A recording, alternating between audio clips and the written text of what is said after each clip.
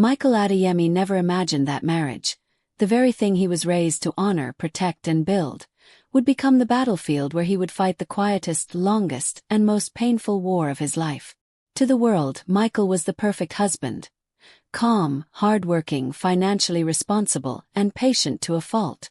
To his wife, Tasha, he was convenient, useful when money was needed, invisible when love was needed, and disposable when blame was needed. Their marriage did not start this way. Michael remembered the early days vividly. How her laughter used to fill up the spaces around him, how he would stare at her in awe, grateful to have found someone who saw beyond his imperfections. He remembered the way she used to look at him like he was enough. But somewhere between the wedding vows and the endless demands of life, something in Tasha shifted like a silent storm gathering behind a clear sky. The first sign was subtle, the way she corrected him in public. At restaurants, before friends, even in the presence of his own family, she would snap. "Michael, stop embarrassing yourself." He swallowed it the way many men do, quietly. The second sign came with money.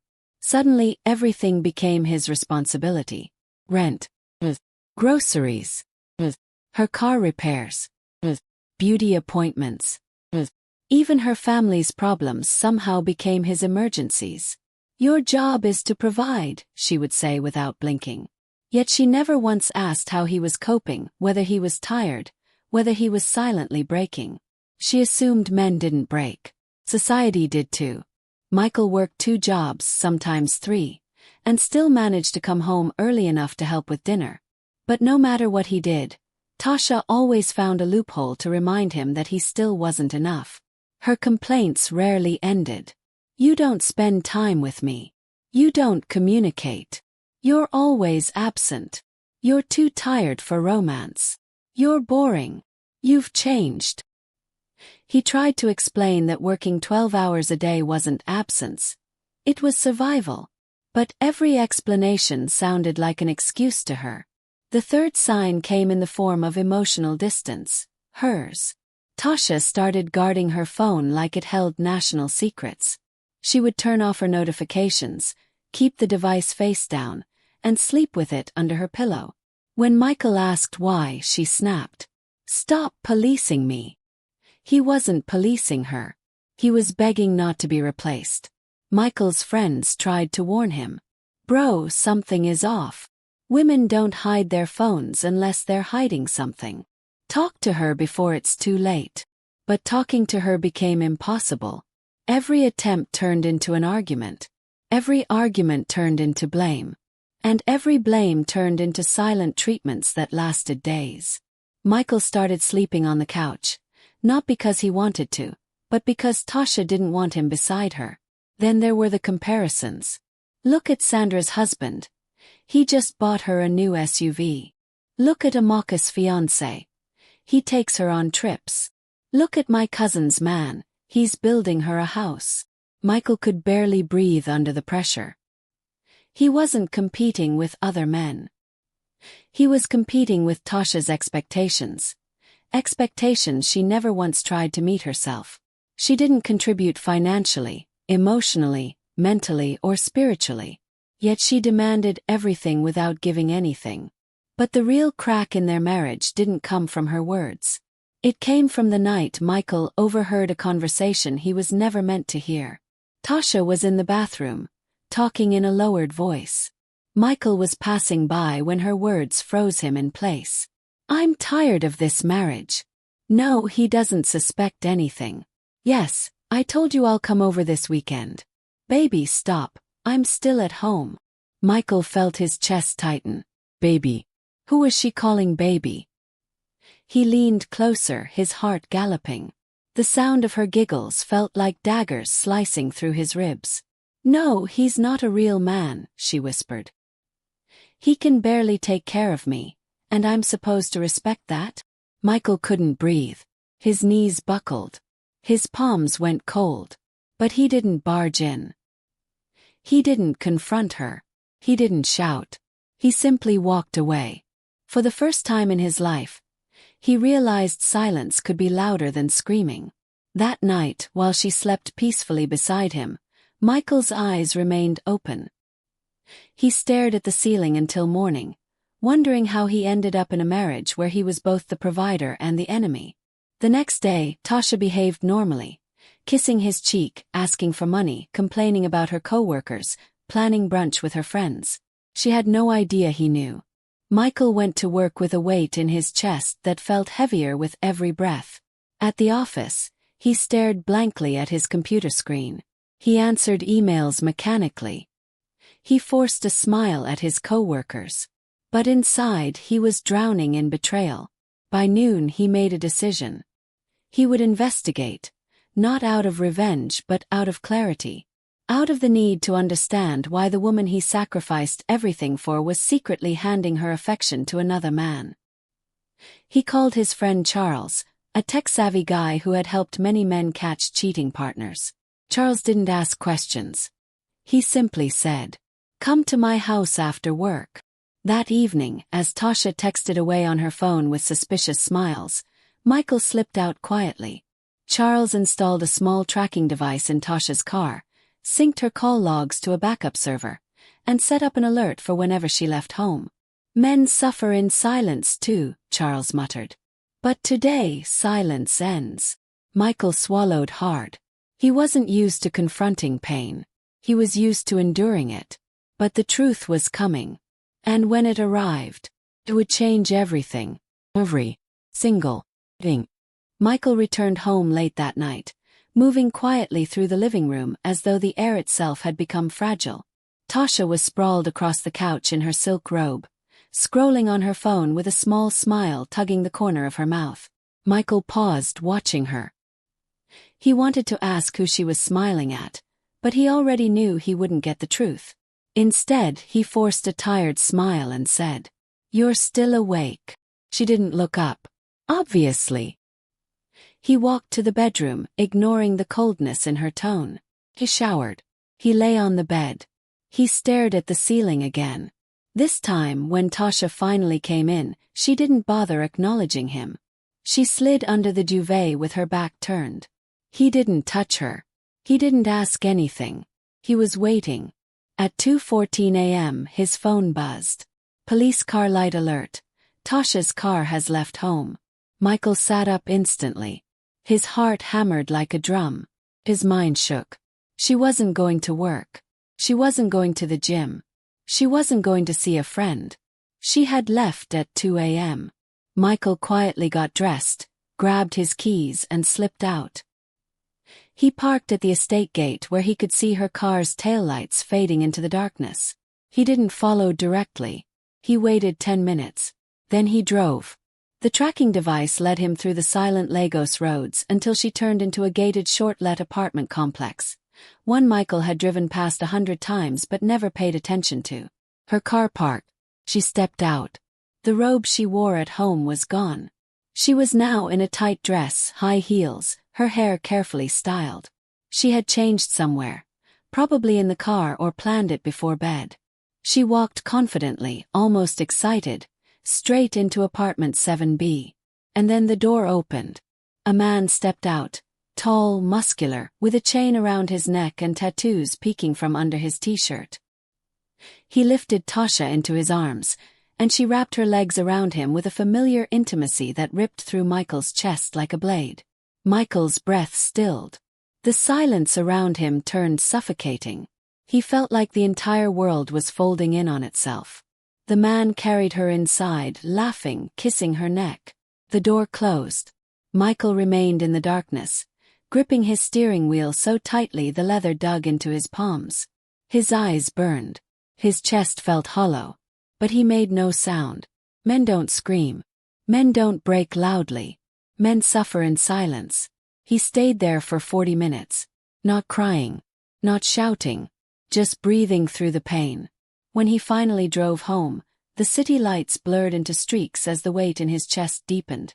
Not just from the betrayal, but from the realization that everything he had fought for had been a lie. When he arrived home, he didn't sleep. He sat on the edge of the bed until dawn while the silence sat beside him like a shadow. By morning, Tasha tiptoed back into the house wearing an oversized hoodie. Her hair was messy, her makeup smudged. She didn't know Michael had left home. She didn't know he had seen everything. "Where did you go?" he asked quietly. She froze only for a second before rolling her eyes, heading to the bathroom. "I wasn't feeling well. I went for air." Michael almost laughed. She had gone to breathe in someone else's arms. But he said nothing. Silence was safer. That afternoon, when she left for brunch with the girls, Michael met Charles again. "I saw enough," he whispered. Charles nodded. "You want more proof?" Michael hesitated. "Yes."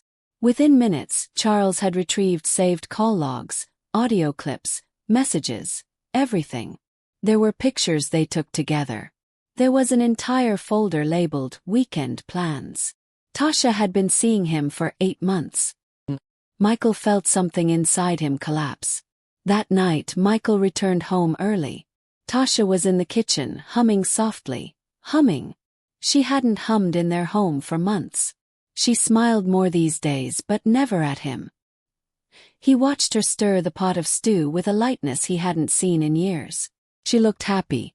Just not with him. "Tasha," he said slowly. "Are you happy?" She snorted without turning. "What does that even mean?" "It means, are you happy with me?" She dropped the spoon loudly and turned to him with irritation in her eyes. "Michael, why are you being dramatic suddenly? You're always so emotional these days." "I can't deal with this right now." "Emotional?" She called him emotional for asking a simple question. He nodded slowly. "Okay." 2 nights later, she left the house again around 1:50 a.m. This time Michael didn't follow. He didn't spy. He didn't check the tracker. He lay on the couch and stared at the ceiling while the clock ticked. At 5:17 a.m., he heard the gate open. Tasha sneaked in, thinking he was asleep. He wasn't. He just didn't care anymore. The next morning he made her breakfast. She looked suspicious. "What's this for?" "Nothing," he said. "Eat." But inside him something had changed. Not anger. Not resentment. Not hatred. Just a quiet emptiness. He had loved her with everything in him. He had sacrificed. He had endured. He had begged the universe to fix them. But now, he was done. Over the next weeks, Michael pulled back. He spoke less. He listened less. He contributed financially but emotionally withdrew. Tasha didn't notice at first. She was too busy with her secret life. Until one day, she returned home and found him calmly packing his suitcase. Her phone dropped from her hand. "What are you doing?" she asked, voice trembling slightly. "Leaving," Michael said simply. Tasha froze. "Leaving to where?" "A place where my peace isn't something I have to beg for." Her eyes widened with instant panic. "Michael, stop. What nonsense is this?" He zipped the suitcase, stood upright, and faced her fully for the first time in months. "I know about him," he said softly. "All of it." Her face drained of color. Silence stretched. He didn't shout. He didn't insult her. He didn't rage. He just breathed and let the truth sit between them. "I saw you," he continued. "I've heard the calls, the messages, the late-night visits. I know everything." Tasha staggered back as though struck. "Michael, listen, it's not what you think. It's exactly what I think." She rushed to him, grabbing his arm. "Baby, please, let me explain." "Explain what?" he asked quietly. "How the man you called useless in our home somehow became enough for someone else. Or how you belittled me while running into another man's arms. Or how you emptied me emotionally and financially and still said I wasn't enough." Tasha broke down instantly. She cried. She begged. She fell to her knees. But Michael simply stared at her with eyes that no longer held love, only exhaustion. "I'm not leaving because you cheated," he whispered. "I'm leaving because I lost myself trying to love you." He walked out of the house. He didn't slam the door. He just closed it gently. The weight of his silence echoed louder than any shout ever could. And for the first time in a long time, Michael could breathe. But the story didn't end there. Because Tasha wasn't done. Not even close. Michael walked out with peace in his chest for the first time in years, but peace is rarely simple. Some storms follow you long after you leave the place they began. For a few days, he stayed at Charles's house, silent, broken, trying to rebuild the pieces of a man he no longer recognized. Every night he replayed moments of their marriage. The laughter, the sacrifices, the years of effort. It felt strange that something he fought so hard for could collapse so quickly. But healing is slow. And pain is loud when the world finally goes quiet. On the fourth day, Charles barged into the living room with an expression Michael couldn't read. "Bro, she's outside." Michael looked up slowly. "Tasha." "Yes. She has been here for hours." Before he could answer, there was a loud knock. Not a soft one, a desperate, pounding knock. Charles opened the door a crack. Tasha stood outside, eyes swollen, hair messy, face puffy from crying. When she saw Michael, her legs buckled, but she caught herself on the doorframe. "Michael, please. Please talk to me." He didn't move. Charles stepped aside reluctantly. "This is between you two." Tasha stumbled in. "Michael, I made a mistake. I was stupid. I was selfish. I was angry. But please don't leave me. Don't throw away our marriage." He simply stared at her. "Tasha," he said softly, "you didn't make a mistake. You made a choice. Repeatedly. 4 months." She broke again. "I can change. Swear. I'll be better. I'll go to therapy. I'll cut everyone off. I'll." Michael shook his head. "That's not the point. It's not that you can't change. It's that the version of me that loved you doesn't exist anymore." She froze. Her breath hitched. Her knees finally gave out, and she sank to the floor. "Michael, please. I love you." He swallowed hard. If love only shows up when consequences arrive, it isn't love. It's fear. Her sobs filled the room like a siren. But Michael didn't move. He didn't kneel beside her. He didn't wipe her tears. He didn't hold her. He had held her for too long while she held someone else. "Tasha," he whispered, "I'm not your enemy. I never was. I only wanted us to build something real. Something healthy. But marriage cannot survive on one person carrying everything." She covered her face with her hands. "Please don't do this. I already did." Silence. Heavy. Unshakable. Charles finally walked her outside. She resisted at first, then surrendered. Her cries faded as she walked down the street, and for the first time in years, Michael didn't feel guilty for choosing himself. 2 months passed. Michael moved into a small but peaceful apartment. He focused on his job, his mental health, and small joys he had forgotten. Cooking for himself, going for evening walks, laughing at movies, sleeping without stress. For the first time, he was learning the difference between surviving and living. Tasha called every week. He didn't answer. She sent long messages. He didn't reply. Not because he hated her, but because healing requires distance, not old wounds reopening. Then one Friday evening, while returning from work, Michael saw a woman struggling with shopping bags near his apartment building. He walked over, offered to help, and she smiled warmly. Her name was Kayamika. Soft-spoken, respectful, thoughtful. One of those people whose presence feels like sunlight. They spoke, then spoke again, then again. No rush, no pressure, no expectations. Just two humans learning to breathe around each other. One day she asked him gently, "Do you think you'll ever love again?" Michael thought deeply before replying. "Yes," he whispered, "but not from a place of pain. From a place of peace." She smiled. Not the kind of smile that wanted to take from him, but one that simply appreciated him being there. A slow friendship grew, the kind that teaches you that kindness still exists, that warmth is real, that love doesn't have to hurt. And slowly, Michael realized something he had forgotten. He deserved gentleness too. He deserved partnership. He deserved someone who cared. But the story wasn't about Kayamika. Not yet. It was never about Tasha either. It was about Michael rediscovering himself. A year later, Michael attended a charity seminar for men's mental health. something he joined after realizing how many men suffered in silence the same way he once did. He stood before a small audience and said words he never thought he would say. "I didn't leave my marriage because I was weak. I left because I was finally strong enough to choose peace. Men don't have to suffer in silence. We feel, we break, we heal. And we deserve healthy love." The room erupted in applause. Not for him, but for the truth so many were afraid to say. After the seminar, as he walked outside into the sunset, his phone buzzed. A message from an unknown number.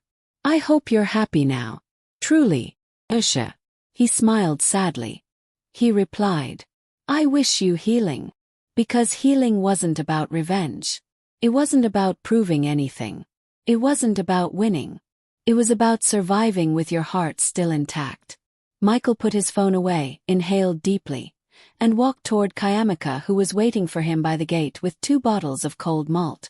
He wasn't rushing into love. He wasn't running from pain. He was simply stepping into a version of himself that had been buried for years. A version no one could take from him again.